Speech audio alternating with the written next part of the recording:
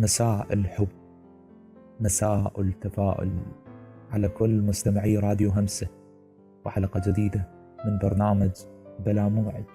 بلا موعد كما نوهنا سابقا ضيف عزيز.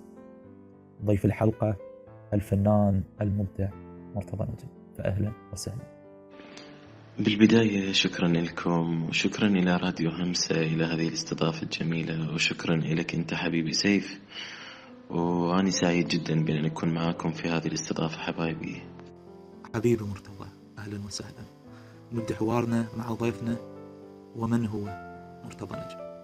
من هو مرتضى النجم؟ بالبداية طبعا كنت هاوي الفن، وكنت أقدم بروفات مع الأستاذ الكبير المرحوم طارق الشبلي في مدينتي مدينة البصرة. كنت أنا ذاك أنه أقدم بعض الأغاني الوطنية لمدينة البصرة العراق الحبيب. فبديت حياتي هيجي بتطور دائما واشتغل على نفسي. بعدها يعني صارت عندي رغبة بأن أكون فنان حقيقي، أنه أقدم على برنامج. فقدمت على برنامج ستار أكاديمي ورحت بي وصلت ما صرت علي بفضلكم بفضل الله سبحانه وتعالى. وطبعا أنا طالب معهد تقني قسم محاسبة، فعفت الدوام لأسباب تتعلق بالفن، نسبة السفر ونسبة ارتباطي بشركة جواهر دبي للأستاذ الكبير وحبيبي وأخويا ياسر العاني. أكيد أكو شخص اكتشف هذه الموهبة. من هو مكتشف مرتضى فنيا؟ ومكتشف مرتضى فنيا طبعا اللي اكتشفني بالبداية هو والدي، الله يخليه ويخلي آباءكم جميعا، وأمي، وبعدين والدي قدمني إلى الأستاذ الكبير المرحوم طارق الشبلي وبدأت مسيرتي. هل درست الفن؟ لا طبعا أنا لم أدرس الفن، يعني ما دخلت إنه كلية فنون أو معهد فنون، لأن أنا طالب إعدادية وبعدين تقدمت المعهد التقني قسم محاسبة. لكن درست الفن يعني عن طريق أساتذة، وكان يعني أنا كنت في هذا المجال وأنا صغير، فبديت أستمر على هذا الموضوع والحمد لله. النجم قليل الظهور إعلاميا. لا أنا مو قليل الظهور إعلاميا، لكن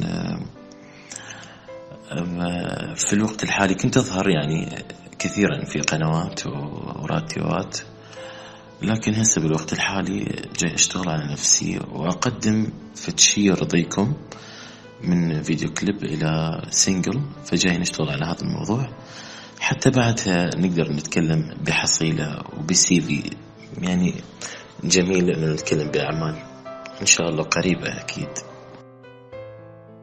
هل يوجد تواصل بين مرتضى وباقي طلاب ستار أكاديمي؟ طبعا دائما عندي تواصل مع كل الطلاب في ستار أكاديمي، وكلهم أصدقائي وأخواني وحبايبي، وعشنا فترة ما تعوض وما تنسي أبدا، وأقدرهم وإلهم محبة ومعزة خاصة جدا في قلبي. أكيد حابين نستغل وجودك ونحب نسمع شيء من مرتضى النجم. نسمعكم فتشي طبعا، بس ولو صوتي تعبان جدا. حاولت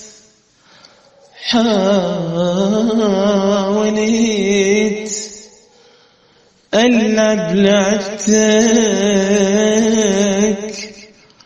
واظهر بصورة ملاك، والبس الثوب الثعالب حتى أوصل مستواك. أني مو سيء أبد، أني مو سيء أبد، لكن اسلوبك جبرني ألبس آلاف الوجوه حتى أخدع من خداني. طير واصعد من نجوم واختفي بين الغيوم واستغل طيبة الناس يلي ما عندك إحساس، يلي ما عندك إحساس. من هو مثلك الأعلى في الفن؟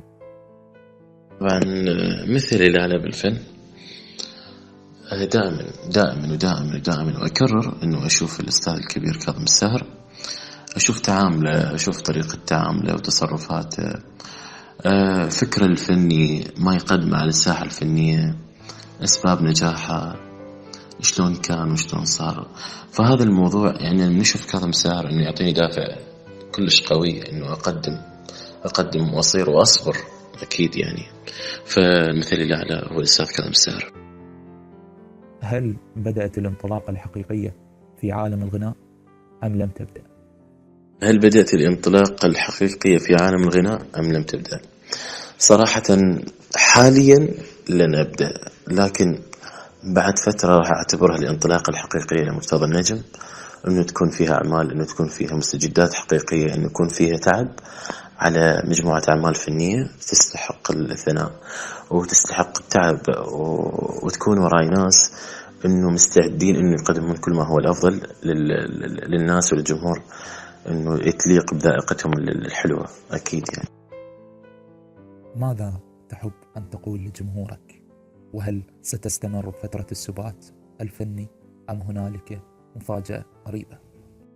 طبعا أحب أقول لكل جمهوري، وما أسمي جمهور لكن أعتبرها عائلتي الكبيرة، عائلتي اللي توقف وياي، الناس اللي يحبوني، كل الحب لكم والاحترام والمودة، ويا رب سنة سعيدة عليكم مليئة بالحب والنجاح والتفوق وسلامتكم.